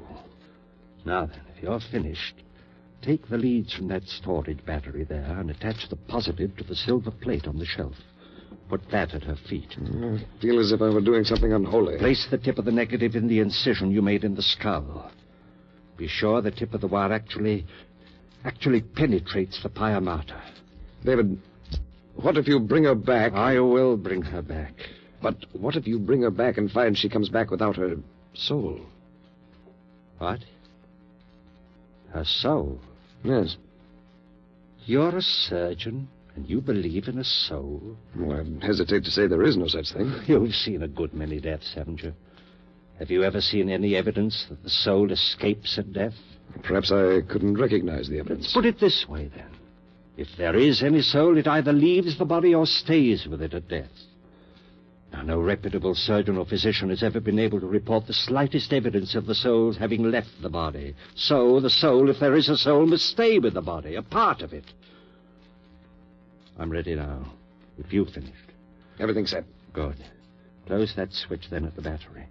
Watch the meter and keep the current between plus and minus 5 of 150. There's a rheostat on the edge of the table. All right? All right. Now, I'm going to inject 10 cc's of adrenaline in the brachial artery. Adrenaline? Adrenaline and something else. There. God, she's beautiful, Ed. Yes. She was. She is. You'll see her in a few minutes, just as she was. I wonder what you'll have to tell us. Nothing. Death is only a transcendental sleep. Do you really believe that, Dick? Oh, well, what's the difference? How's the current? Well, let's see. What? Well, it's jumped to 180. Good. Bring it back to 150. That's the result of the injection. On a dead body? Let's say suspended animation. There are still a few things in surgery you don't know, aren't there? I never dreamed of a reaction like that. I'll show you more. Help me swing this lamp over here. But... Let the ammeter go. It'll hold steady for a minute now. But it might jump again. No, it won't. I've been all through this before. The reactions are exactly the same as the others. Well, this lamp.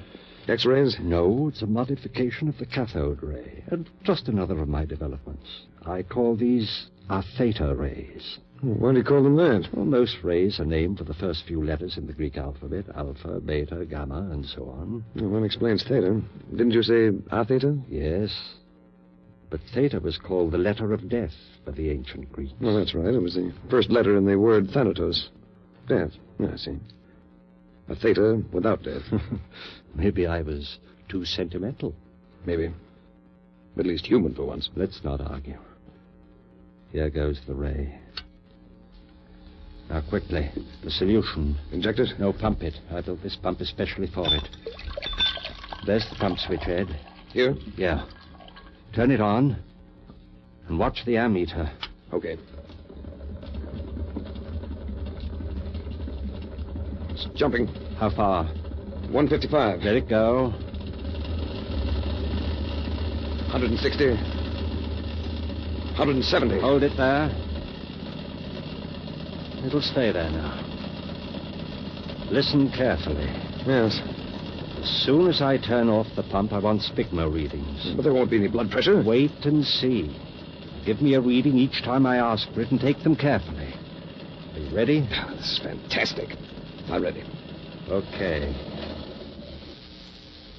Reading. Systolic 0. Diastolic 0. That's all right. It'll take a few seconds. Now. 40. My God. Diastolic. Hurry. 0. Aortic valve is still open. I'll turn off the ray. Reading. 48. Over 42. David. Not yet. Now the stopwatch. 7 seconds after I say go, I want the systolic. Now you have it? Right. Ready. Now, go.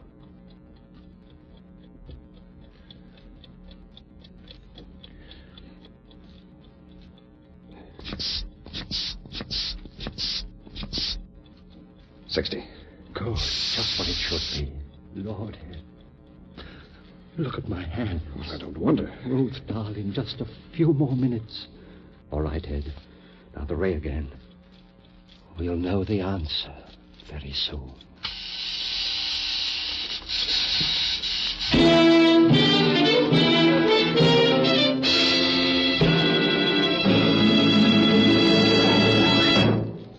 The second act of Lights Out, starring Boris Karloff, will follow in just a moment. But now, listen to the sweetest shaving song ever written. Push-pull, click-click. Changes blades that quick. Push-pull, click-click. With the Eversharp Schick Injector Razor, yes, it clicks for men everywhere. Because the Eversharp Schick Injector Razor is the world's one and only razor with the automatic blade changer. No blades to unwrap. Fingers never touch the blade. Just push-pull, click-click. And a keen new blade is automatically locked in correct shaving position instantly. It clicks because the Eversharp Schick Injector Razor makes shaving 50% faster, 100% safer, 200% smoother. Just try the Eversharp Schick Injector Razor for 1 week. See for yourself the difference. It's a $1.75 value. Special now, only $1.25, complete with 20 blades. For the shave of your life, the rest of your life, switch to an Eversharp Schick Injector Razor. Get yours tomorrow. Push-pull, click-click. Buy an Eversharp Schick.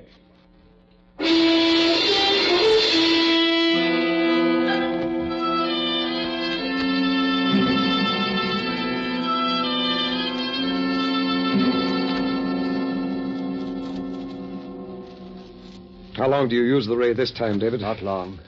Give me a reading. 68. Over 67. Now. 70. Diastolic. 68. Now. David, 118. 76. Close. Now. 120. That's it. 80. The stethoscope. Quick. Here. Listen.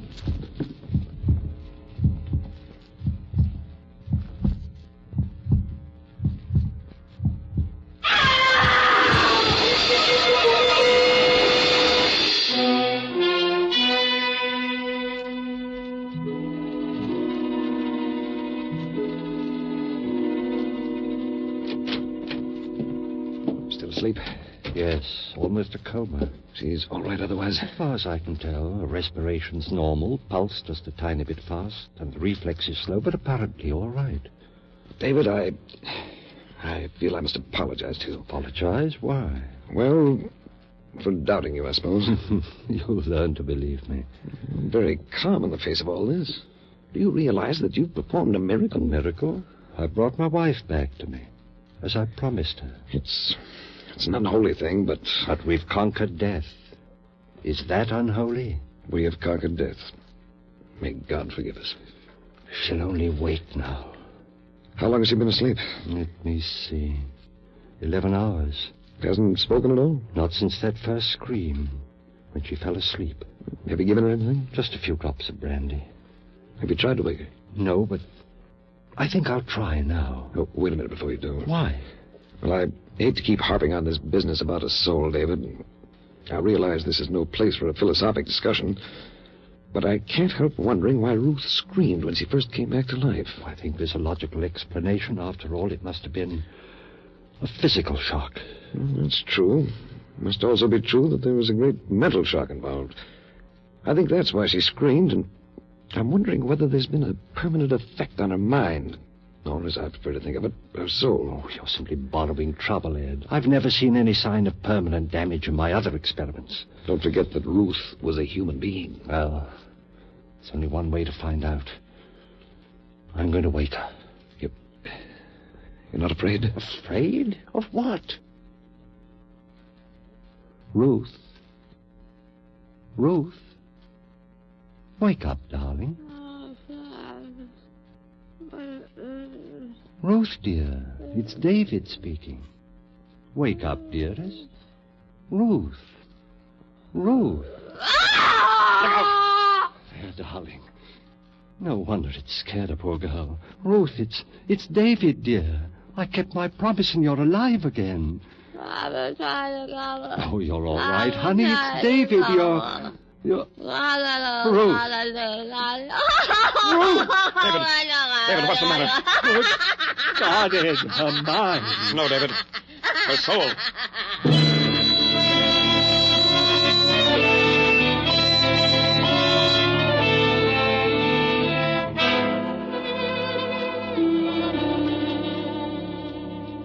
David, you'd better go out for a little exercise now. I'll stay here with her. I'll stay while you go out and walk around a bit. You've been there with us since 8 o'clock last night without any let-up.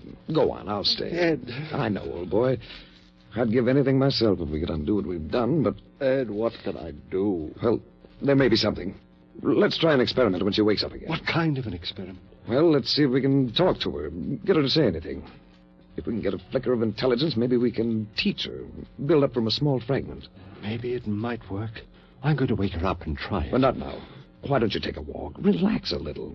And get something to eat while you're out. Eat? I can't eat. I'm going to wake her. Ruth. Ruth. David, why not let her sleep? She's waking up now. Ruth. Hello, Ruth. Are you waking up? Poor child. Poor child. There. She repeats after me. A little. Maybe it will work, Ed. Ruth. David. It works. Seems to. Ruth, say I want a glass of water. Seems to. I want a glass of water. Water. It's too long for her. Ruth. Say, Ruth loves David. David. Ruth loves David.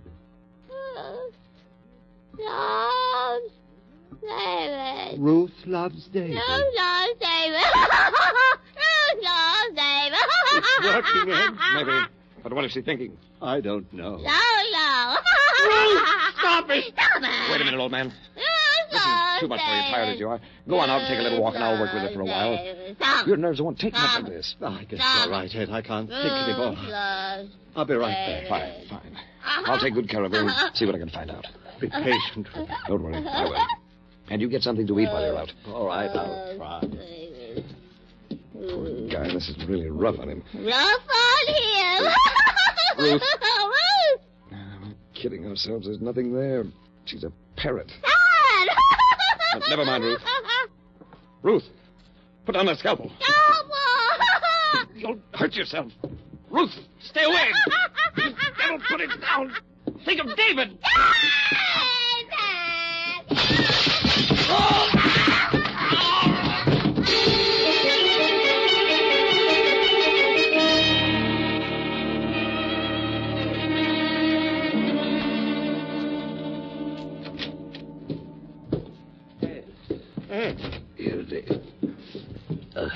God's sake, what happened? Ruth. Scalpel. I'll get something and fix you right up. Wait. No use. Now, look. Doctor. Artery. No hope. Ed. All right, Doctor. Your diagnosis is correct. A minute or two left. Ruth's hiding. Watch out. No soul. She'll kill you, too. What have I done, Ed? Everything I've done is wrong. No. Wonderful technique, Doctor. Congratulations. What about soul? Ed. Ruth. She's somewhere in the house. What if she gets out and a scalpel in her hands?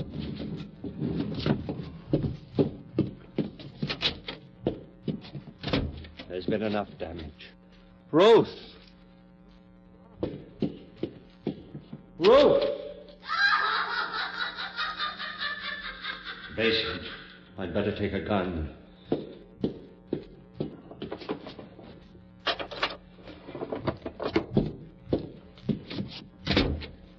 Ruth!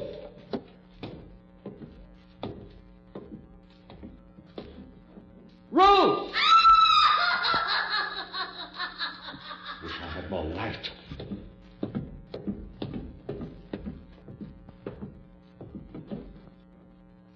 Ruth! Ruth!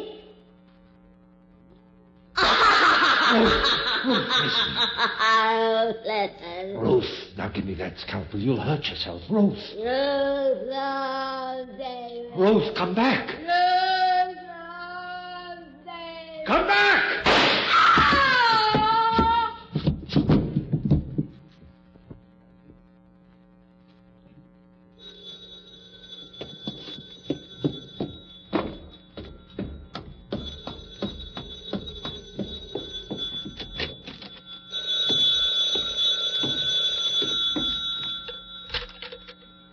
Hello? Yes? Oh. Hello, Doctor. Well, I've been busy in the lab. No, there's nothing new. Just an experiment. No. Like so many experiments, it just didn't work out.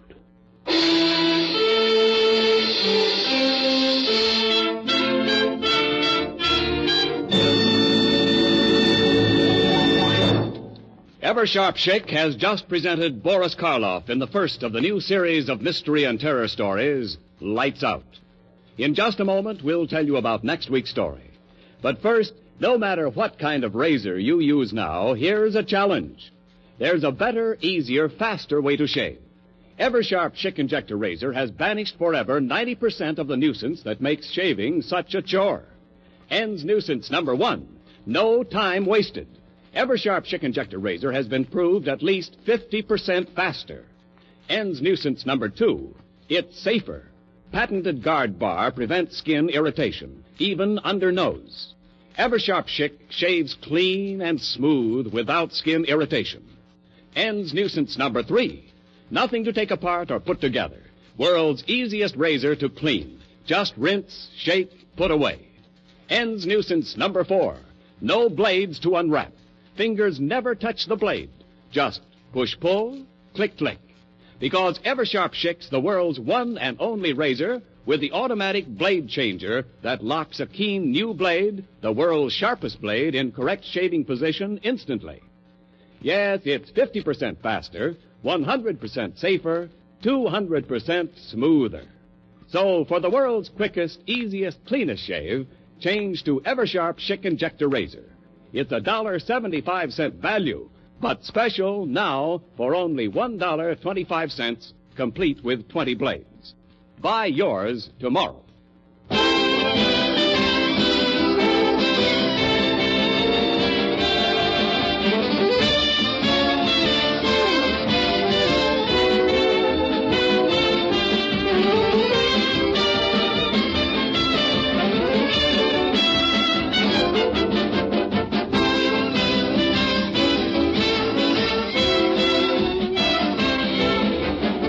Next week, Lights Out will bring you a story about the undead, the vampires who are doomed to wander alone through all eternity, seeking the blood of innocent ones. Be sure to listen next Wednesday night at this same time.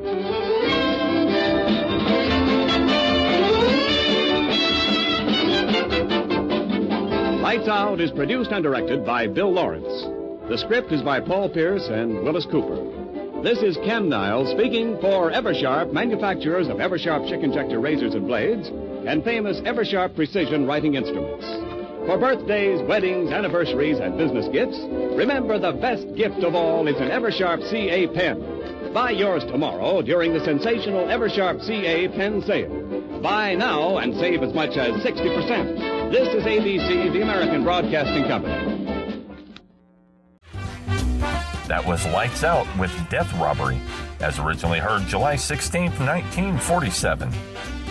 I'll be back with more in just a moment.